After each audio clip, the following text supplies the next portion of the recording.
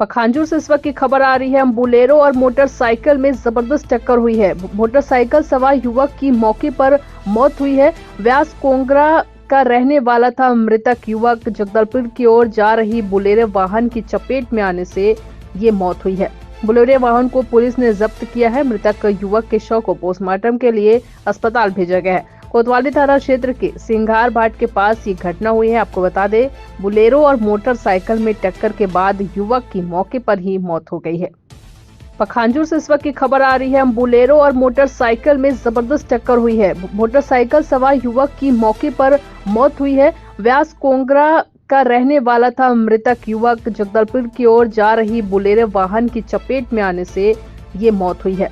Bolero वाहन को police ने जब्त किया है। मृतक युवक के शव को पोस्टमार्टम के लिए अस्पताल भेजा गया है। कोतवाली थाना क्षेत्र के सिंघार भाट के पास ये घटना हुई है। आपको बता दें, बोलेरो और मोटरसाइकिल में टक्कर के बाद युवक की मौके पर ही मौत हो गई है।